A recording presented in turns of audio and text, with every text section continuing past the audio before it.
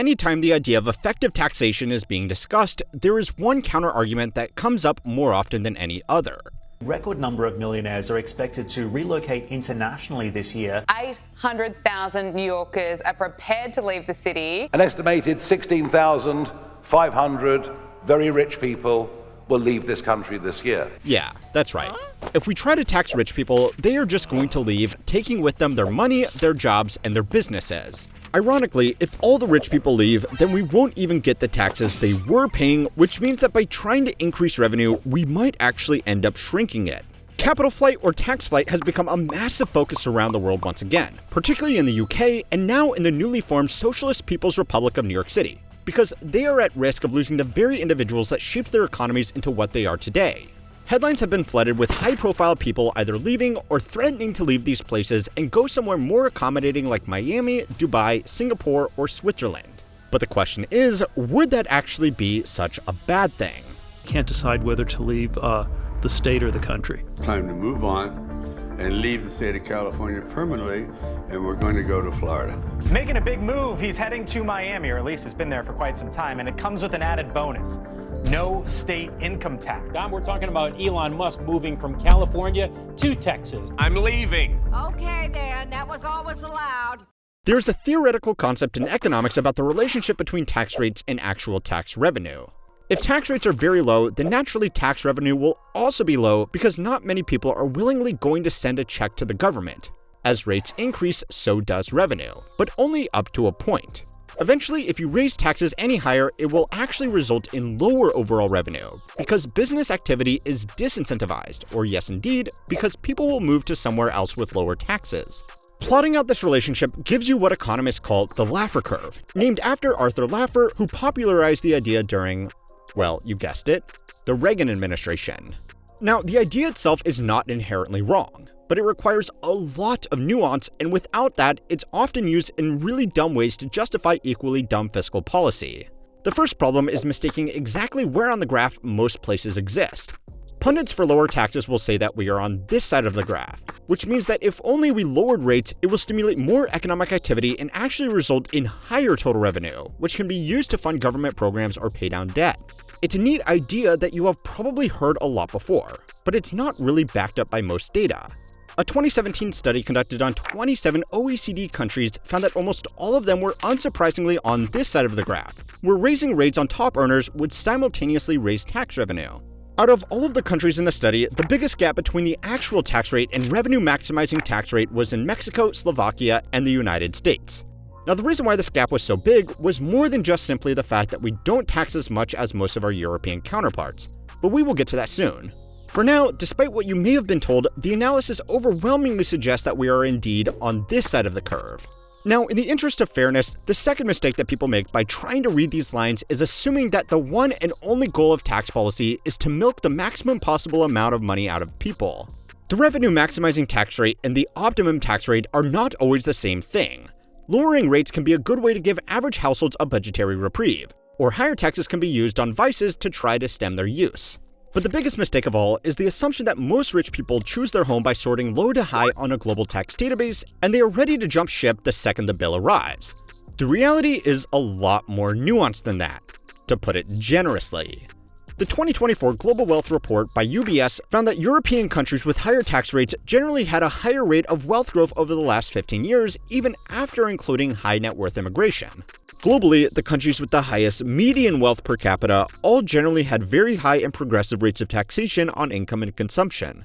Closer to home, people have been threatening to leave places like New York for decades now. And yet, even after adjusting for inflation, their millionaire populations are higher than they have ever been before. New Yorkers are going to flee. They're going to flee New York because of Zohran Mamdani. To my liberal friends who keep saying, well, tax rates don't matter, then why is it, Sean, that everybody is leaving New York? Don't you see what's happening even in New York City? They're running out of money. Why? Because the rich people are moving. New York's population of millionaire earners, that has nearly doubled since 2010. There are 34,000 New Yorkers making at least $1 million or more. New York City is not even a particularly difficult place to not live in for tax purposes, because if you really wanted to, you could go and live in New Jersey and commute in every day. If you are particularly wealthy, you could do what a lot of hedge fund billionaires do and live in Miami and make sure not to spend more than 182 days a year in your New York holiday home. Extreme examples like this do happen, and they get a lot of attention from everybody when they do, because one side of the debate uses it to highlight how ultra-wealthy people dodge and skirt around laws so we should tax them more effectively, and the other side uses it to highlight how ultra-wealthy people dodge and skirt around laws so we shouldn't bother trying at all. But for all of the attention they get, they are rare, and overwhelmingly for most wealthy people, the business opportunities available in New York against the inconvenience and cost of commuting just make it worth paying the slightly higher taxes. Now, that would be the end of that, if only it wasn't for the curious cases of California and the United Kingdom. So it's time to learn how money works to find out if a max exodus of rich people is actually a problem. This video is sponsored by Brilliant, the interactive learning platform that helps you think more clearly and solve problems with confidence. Brilliant makes learning math, science, programming, and data analysis actually engaging. Each course is built around hands-on problem solving, so instead of just watching videos, you're working through interactive lessons that help ideas click faster and stick longer. Lately, I've been going through their programming with Python course, and it's been a great way to understand how real code works. You start small, playing with simple functions and logic, and before long, you're writing short programs that solve real problems. It's fun, intuitive, and makes coding feel creative instead of intimidating. Brilliant also makes it easy to keep learning every day. You can jump into a quick session on your phone or dive deeper on your laptop, and every bit of progress feels rewarding. If you want to build stronger problem-solving skills or just learn something new in a smarter, more interactive way, go to brilliant.org/howmoneyworks, scan the QR code on screen, or click the link in the description. You can start learning for free, and Brilliant's giving our viewers 20% off an annual premium subscription for unlimited daily access. Okay, so it wouldn't be fair to talk about rich people fleeing without talking about the UK. According to some estimates, the UK lost almost 10,000 high-net-worth individuals in the last calendar year to net outward migration. Now, some people have highlighted some structural problems with the Henley & Partners report on which this is based, and we will get into that. But overall, their methodology is at least somewhat consistent over time, and it does draw on expertise and collaboration from a wide range of industry professionals and global bodies. The point is, it shows that the UK was once a magnet for global wealth as people were attracted to its accommodating financial center and high-end amenities that catered almost exclusively to the ultra-wealthy. But over time, the country, and in particular the City of London, saw that these wealthy people were causing some problems. I made a video about this just 3 months ago, so I am not going to give you the whole spiel. But the cliff notes are, they drove up home prices, they turned the financial system into a laundry machine, and they didn't actually contribute that much to the economy relative to the concessions that were made to attract them. Yeah, sure, some global billionaires hired a lot of maids and service staff, but the average Brit probably wouldn't consider being a butler to Boris war crime-ski an ideal economic outcome. Now, to be fair, there were higher skilled roles like financial services that developed around these wealthy individuals as well. But a 2022 paper found that a majority of this work was done offshore anyway, providing questionable benefits to the country. As policies were introduced to curtail money laundering and actually get something out of all the wealth that was being parked in London, these wealthy individuals did indeed start leaving. The exact numbers are up for debate, but wealthy people are moving out, primarily to places like Dubai that are becoming what London was 10 years ago. A low-tax money laundry with some Gucci stores stapled on. So yeah, millionaire exoduses do happen, but London is more of the exception that proves the rule. When a country was filled up to begin with by people just looking for the best deal for them and their money, then of course those are the same kind of people to move on just as quickly when a better deal becomes available. Competing in a race to the bottom to be the lowest bidder for a few thousand wealthy individuals looking to pay back as little as possible is a losing proposition. Even if you win, your prize is a collection of people with no local attachment who by definition don't want to contribute. But even while all of this was happening, the number of millionaires in the UK actually increased. This homegrown wealth is also much less likely to leave because, well, it's their home. Most people, even those with extremely high incomes, aren't going to leave their home cities, social networks, families, customs, and way of life over some tax savings, and that's assuming that they even could. On a small scale, we saw this play out over the last 5 years between California and Texas. Moving between states is easier than moving between countries. This enabled a lot of remote workers and entire businesses to shift from expensive, high-tax cities in California to more business-friendly, cheaper, and lower-tax states like Texas. But as people were forced back into offices and the AI bubble started blowing back towards a proven tech hub, places like Austin are facing serious shocks in their housing market, which had boomed on the expectation that these temperamental tech workers would keep on coming forever. The channel Upton did a great on-the-ground video on this a few months ago, so I will leave a link to that in the description. A lot of wealth in an area is tied to that area itself, and even more comes from its institutions. In that 2017 study on the Laffer curve, America had the highest revenue maximizing tax rate out of all OECD countries because we have so many domestic industries that generate enormous fortunes. A wealthy American could renounce their citizenship and move overseas for lower taxes or more accommodating regulations. But almost nobody does it, because having unfettered access to Silicon Valley, Wall Street, American real estate, or a financial system is worth more to most wealthy people than some tax savings.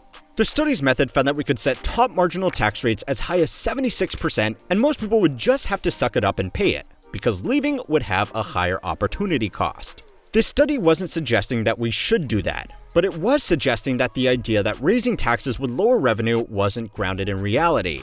Now, even with all this, it's important to acknowledge that as people get wealthier, setting up a life in a new country and moving wealth around the globe does become easier. These people are also naturally more high profile than your average run-of-the-mill high net worth individual, so they do get more attention. But in terms of general economic activity, job creation, and entrepreneurship, it's much better to have 1,000 extra millionaires than one single billionaire. And this is what we have overwhelmingly seen in major centers where the wealth exodus is getting the most attention. There is a chart that really puts this whole discussion into perspective, because it highlights just how much of a big deal wealthy people threatening to leave their home country really is. It's right here.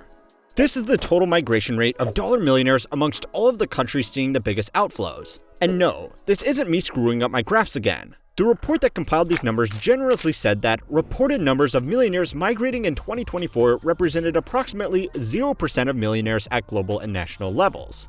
The UBS Global Wealth Databook estimates that there are about 60 million millionaires in the world today. A few thousand of them finding a new home is not statistically significant. This is also including wealthy people that just happen to move to countries for reasons other than saving on tax, like avoiding conflicts, political instability, or just moving to a nice place for retirement. But alright, let's say for the sake of argument that there was some kind of change that actually did scare away a lot of wealthy people. Would that actually be a problem? Well, yes. And places like South Africa, Lebanon, Venezuela, and Russia have over several years seen this kind of capital flight. But it wasn't wealthy people leaving that destabilized these countries. It was the instability that caused the wealthy people to leave. Even if we ignore correlation and causation for a second, several studies, including some from Nobel Prize winners, have been done on the impact of these people immigrating. What they have found is that overwhelmingly, the biggest loss is the expertise of skilled workers rather than the money of a few wealthy investors. Losing a handful of doctors, engineers, lawyers, and institutional managers hurts a lot more than losing some cash. Money can be printed, and infrastructure can't be taken away in a suitcase, but human capital is both mobile and very hard to replace. Under normal circumstances, these people are far less likely to move away from their home since qualifications like medical degrees are not always transferable. So yes, this could be a problem if your definition of wealthy person includes high-end skilled professionals rather than just exclusively independently wealthy asset owners. Fortunately, the best way to get these people to stick around is to just make sure that institutions are well run and that people feel comfortable in their home. Anyway, go and watch this video next to find out why it seems that everything from wealth to rhetoric is getting so extreme all of a sudden. And don't forget to like and subscribe to keep on learning how money works.